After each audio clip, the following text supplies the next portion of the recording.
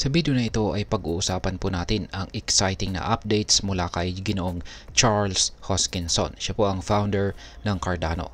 Kamakailan lang ay ibinahagi niya ang mga bagong plano at inisyatibo na tiyak na magpapalakas sa ecosystem ni Cardano, lalo na sa pamamagitan ng kanilang Lace wallet at iba pang technological na hakbang.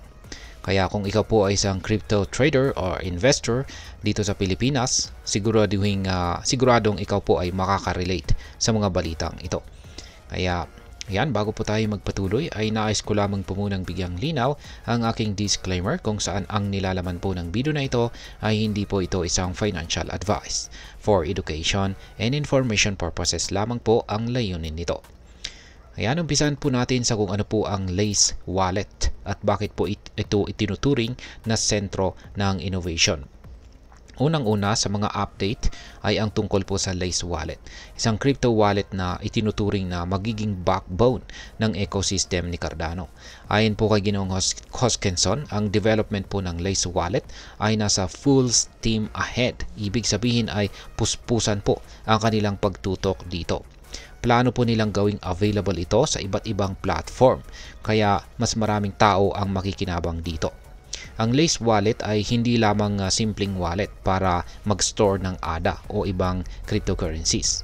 Layunin nitong maging multifunctional, parang all-in-one tool kung saan pwedeng mag-stake, mag-participate sa decentralized applications or dApps, at mag-manage ng digital identities.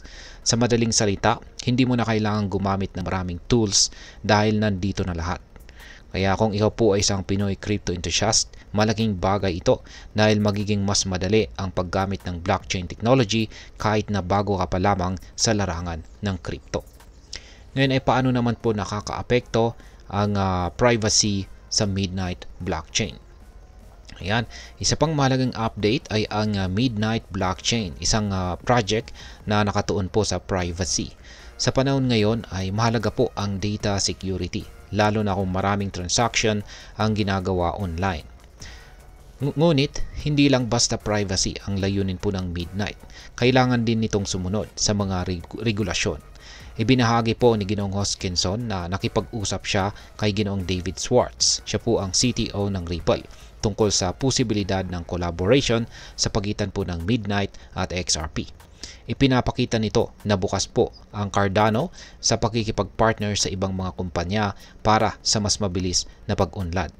Para sa atin dito sa Pilipinas, malaking tulong ito dahil magiging mas secure ang mga transaction, lalo na kung gumagamit tayo ng crypto para sa negosyo o remittance.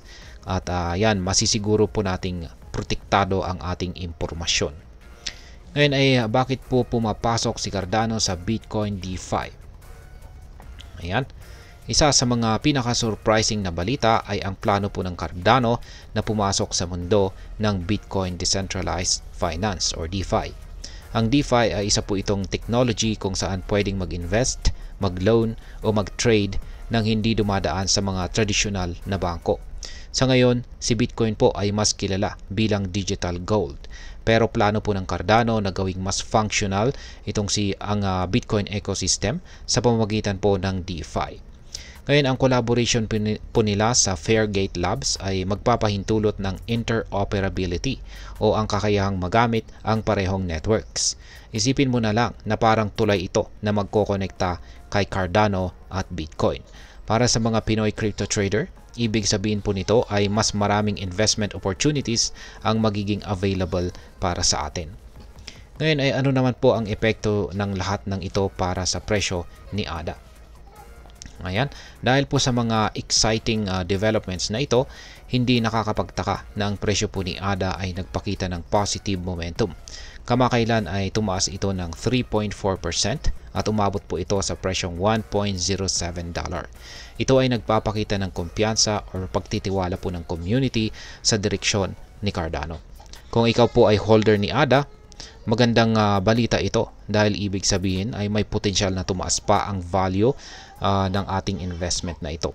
Pero syempre, laging tandaan na volatile po ang crypto market kaya't mag-ingat pa rin sa ating mga desisyon.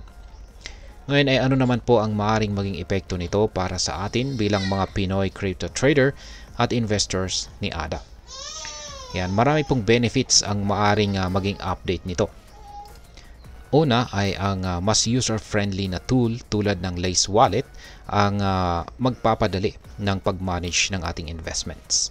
Pangalawa ay mas magkakaroon po tayo ng secure na transaction gamit ang Midnight Blockchain na siyang nagbibigay po ng proteksyon sa ating mga datos or datas. At ang panghuli ay ang bagong opportunity sa Bitcoin DeFi na pwede pong magbigay ng mas malaking kita sa atin. Sa madaling salita ay mas magiging accessible, secure at diverse ang crypto ecosystem para sa atin. Ngayon ay ano naman po ang aking masasabi tungkol dito? Sa tingin ko po ay exciting talaga ang mga plano ng Cardano. Pinapakita po nito na seryoso po silang gawing mas functional at accessible ang blockchain technology. Ngunit mahalaga pa rin ang responsableng pag-i-invest. Hindi dahil maganda ang balita, ibig sabihin ay dapat na tayong mag-all in. Dapat ay lagi po nating pag-aralan ang market at alamin po natin ang mga risk bago gumawa tayo ng hakbang. At ayan, hanggang dito na lamang po tayo sa video na ito mga ka-crypto. Sana po ay inyong nagustuhan ang aking paliwanag sa video na ito. Kung inyo po itong nagustuhan, pakiclick lamang po ang like button nito. Marami pong salamat sa panonood. Ingat po tayo lagi at God bless po sa ating lahat.